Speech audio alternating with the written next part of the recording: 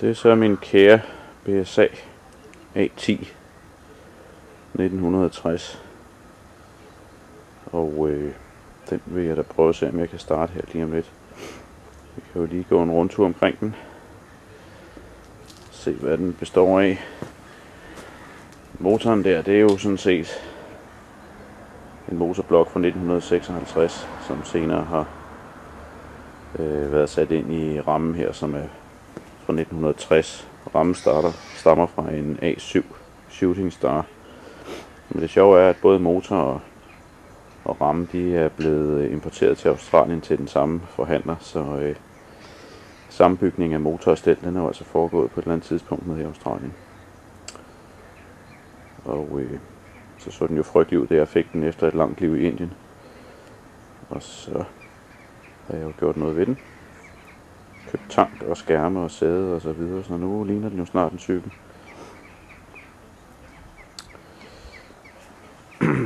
Bremsen her, det er jo faktisk fra en årgang 1969.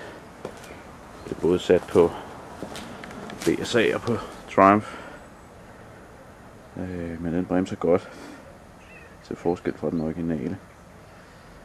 Og så kan man jo så sige, at jeg har prøvet at få den til at ligne en Road Rocket. Sådan en årgang 56-57 stykker med modifikationer, for eksempel de her BSA Gold Star skærme.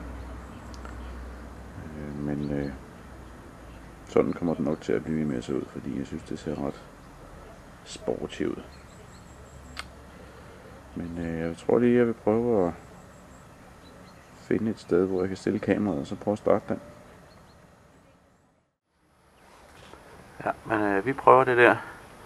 Det er den sidste køretur her i sæson 2007, fordi i morgen der skal den køres i vinterhi ude i Ole Grøns garage. Så nu vil vi håbe, den kan. Jeg håber så benzinen, så tipper vi den lige. Jeg har haft nogle problemer med den her karburator, som er en monoblok, som jo ikke skal sætte på.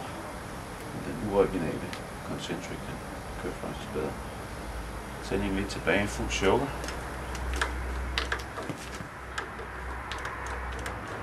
Spillet kører super godt, så den får vi se. En træsko på, ikke? Måske ikke det bedste, men vi prøver.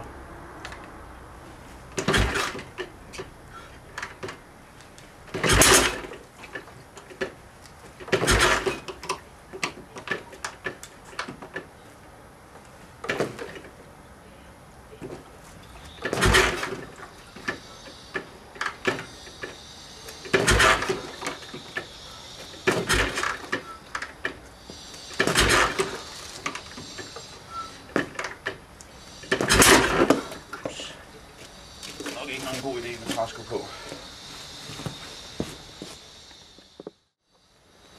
Jeg prøver med motorcykelstøv på i stedet for.